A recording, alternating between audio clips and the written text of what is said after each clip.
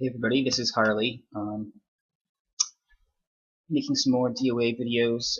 This is my first video where I'm actually not recording the audio live. I was in DOA last night when my wife was asleep. I didn't want to bother her too much, so plus it was kind of intense, so it was kind of hard to narrate. So here we go. So if you watch my other videos, I made it down to DOA a while back, but I had died and I lost my key.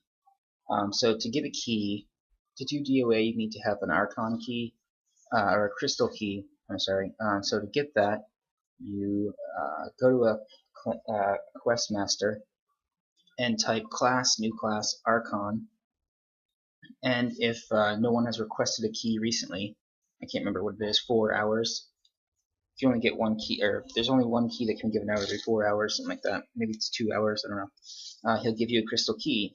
And with the crystal key, you lose the crystal key when you die. You can't log out with the crystal key, so you'll have to drop it on the ground somewhere. A good thing to do is if you have a house or a clan hall which can store, which has a chest that can store items, it seems you can put some keys in there. And you want a couple keys. That way, if you die in the proving grounds, you can leave some keys on Urda Isle and get back down. So anyway, so my last video is just sort of just a practice run. I got to DOA. I just wanted to make sure I knew what I was doing in the proving grounds on the way down. So this weekend I brought a couple crystal keys and made my way down to DOA. No deaths. Took my time, nice and easy. One thing I did was I picked up a seashell necklace, which come from the priestess, the regular priestesses of Ithrillis, I believe, in Zaventry. And they're a lot easier to get than Amulet of Champions, and I use that for underwater breathing. So anyway, I made it down fine. There's been a reboot between last weekend, so the path this time was a little more complex. It took me a little bit longer to get down there. It wasn't any more difficult, I guess. On the 19th floor, I had to wait probably 15-20 minutes for a bunch of those whip-wielding demons to exit the room. And actually, after a while, it seemed that there would never be a clear way to get in, so I had to sort of flee in dangerously, unlock the down, and go down all in one tick. Anyway, I made it down, and so what you're watching right now is the first floor of DOA. So you enter in, you give your crystal key to the statue of Van Dyne, he'll let you in. There, you walk through a couple, sort of an entryway area, where there's some tablets you can read. I didn't bother reading them, but apparently the tablets tell you some hints about DOA. So then you make it to the first floor, and on the first floor there are 3 different kinds of mobs. It's basically a maze. Nothing too dangerous around here as far as area effects. Like I don't think there's any death traps or anything. There's nothing really exploding or anything. It's just basically a maze. You want to have lock picking available, or magic unlock. There's some doors that you can open and close, and there's some dizzy rooms which can be confusing. But basically, what the goal is to acquire. There's 3 different types of mobs in this area. There is a snake. There's a leopard, a snow leopard, and there's a fish. The mobs are decently tough. They hit pretty hard. They have 3 or 4 defenses, and they usually have haste and sanctuary. And I would say the fish is definitely the easiest. What you want to do is probably calm and dispel. Once you enter a room with any of the mobs, you want to calm and dispel, then spell them up before you take them on. And the fish, definitely calm and dispel that guy. I fairy fire, poison, and then enter combat, slow him, cast condemn. I started using condemn while I was down here just because anything helps. In normal day-to-day use, it's kind of an expensive spell, regent-wise, and it it only has a 50-50 chance of doing saving versus spells or armor class. So I usually don't use it that much, but I used it down here. Anyway, I think at this point I've already killed a couple fish before I started recording. So now what I'm trying to do is find and kill the snake and the leopard.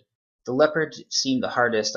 When I first entered the area, I came across a leopard first and started fighting one, and he was definitely pretty tough. He has quite a bit of hit points. And the mobs also group up. So if a mob, you want to be able to, you want to find them that are ones that are a single mob per room, and be extra careful to make sure that if another mob enters the room, to flee as fast as possible and don't enter combat again until they've spread back out, so that hopefully they won't form up into a group, because if they do, you're basically not going to kill them. So I'm trying to recall, I guess I wasn't even watching my own video here, so I don't think I have the snake fang yet. The snake one the fish seem to always drop their fin for the most part, and the snow leopards seem to always have the claw that they need. But the snakes, I think I killed probably 5 or 6 of them before getting the actual snake fang.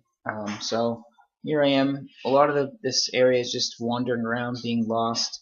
Eventually, I come across the queen, the mermaid queen, who is sort of the boss of the level, who you have to give the 3 items to: the claw, the fin, and the snake fang.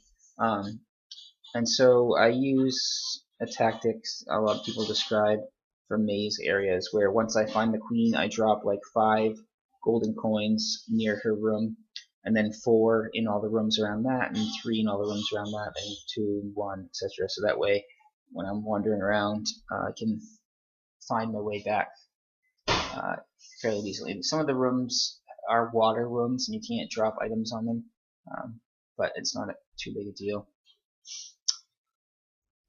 So we'll see what happens. This floor, I can't remember, it took me like an hour or more to do. Okay, here's a snake. Snakes, am I going to fight the snake? The snakes do something dangerous, which is they block you from fleeing, so you have to calm before you can flee. And you'll see here I stacked calm. I waited for a tick. It's good to enter on a tick. Mobs usually only aggro on ticks, as far as I can tell. So you'll want to come in the room right after a tick happens. That way you'll have a full tick to cast a couple spells before they re-aggro you.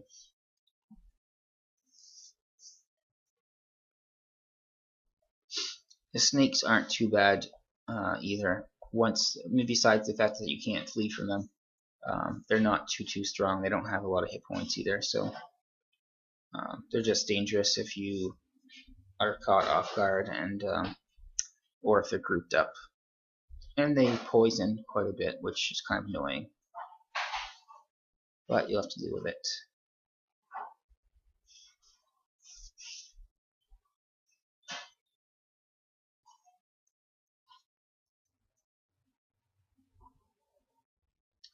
Make sure you're prepared when you come in. I have 4 silk bags that were stacked up with 250 regents, and then I brought 150, I believe. I only have the main 4 silk bags: fire, earth, wind, and water. So I brought like 150 ethereal and 150 rune stones, and I used up all my F regents before I even made it through the 2nd floor.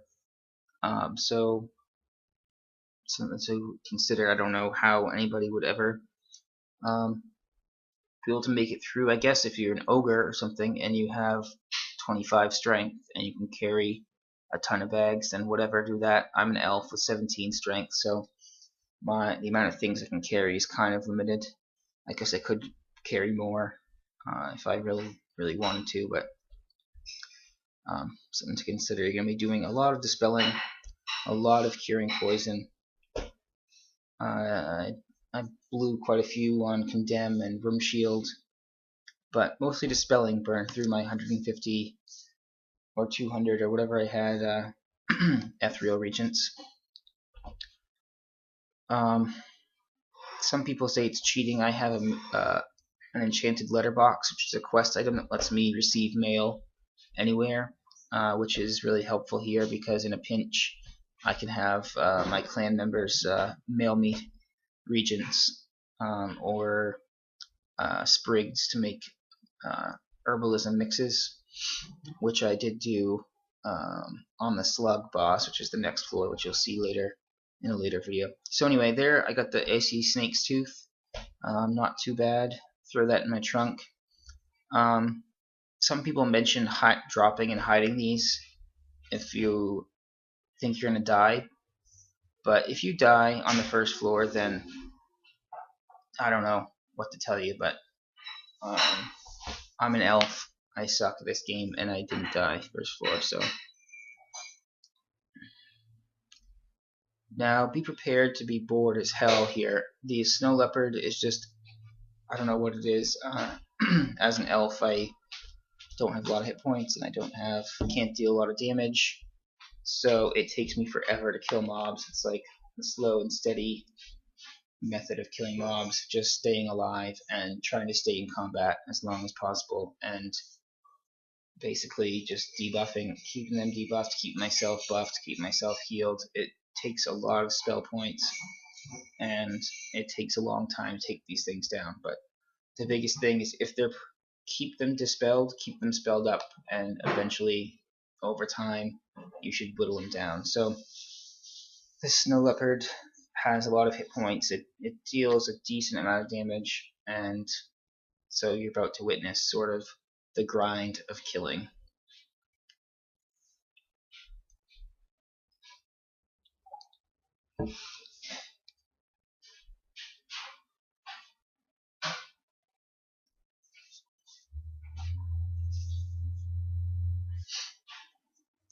If anybody is watching this video and you've done DOA, or you haven't done DOA and are thinking about it, feel free to comment, ask questions, speculate. I think DOA's changed quite a bit off and on over the years. One thing that recently changed in the game was they added something called attack speed and defense speed, which I feel made the game a lot harder. Maybe I'm just whiny, but now that they added attack speed and defense speed, strong mobs that used to have 1 or 2 defenses and 3 or 4 attacks now have like 3, 4, 5 defenses, meaning basically every round you're instead of hitting them multiple times, you're going to hit them none or 1 time, and they're hitting you even more than before. And so I don't know. I don't know if that's what makes this. If I would have been better off doing DOA like a year or 2 ago before they added that feature, or if it's the same or what. But anyway, I think it's a little bit tougher. At least it makes it combat take a lot longer because they're dodging quite a few more attacks, and they're hitting a lot harder as well. So you can see I have a mush client is what I use to play the game. I have a mush client script that kind of condenses combat down into easier to read format. So you can sort of see there, this guy, he's fully debuffed right now, and he's slowed, and he's still dodging 2 attacks pretty much every round. If he wasn't slowed and debuffed, he'd be dodging 3 at least.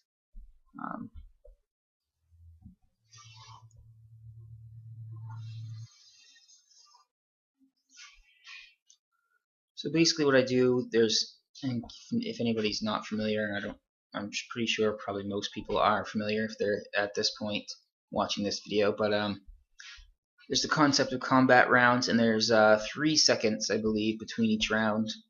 And so I am, if you cast a spell that takes more than 3 seconds, or you time it incorrectly, you can basically do something called an overcast, where your spell, where you don't get to attack that round because you're still casting. You'll see that happen to me sometimes. It's not perfect. You have to basically have be ready to cast your spell, if it's a 3-second spell, as soon as the round finishes, in order to make sure that you can cast it in between rounds. So basically what I'm trying to do is keep myself topped off in between rounds, but also manage my spell points. So there'll be some times where I'll take a few rounds off. So basically I'll top myself off, then maybe go on the offensive for a couple rounds, while my hit points drop back down to I don't know, 1100 or 1200. I'll just alternate back and forth between topping myself off up to 2000 hit points, and then maybe spend a couple rounds resting, not healing, just to try to conserve my spell points a little bit. The other thing you'll see me do is I'll try to, if I have to flee, I'll try to flee and sleep just when the tick happens. So sometimes if I know I'm going to flee, I'll get ready to flee right before a tick happens. Luckily I have this add-on, which is a tick timer, which seems to work fairly accurately. Sometimes it's off by like a second either way, so I kind of have to get in the groove. Like I think the tick actually happens like right in this instance, in these 2 bars over here. So instead of when it says tick, it's like a split seconds later.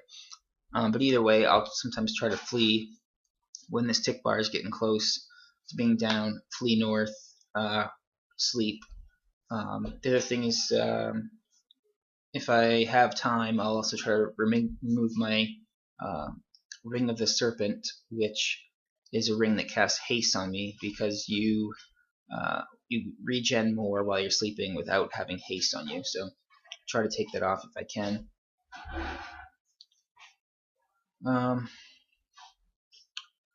Yep, this is pretty much it. I'm wearing a Spear of Justice. I have like 10 Spears of Justices. A lot of times I'll just hold on to ones that are down once they get down to crumbling or whatever. So before I came to DOA, I had one of my friends who has a forge, repair, like a bunch of stuff. So I rocking a bunch of Spear of Justices. They're cheap and easy to get. They are flaming, so they add a bit of damage and can blind. And they also do good damage as far as a cheap and free item.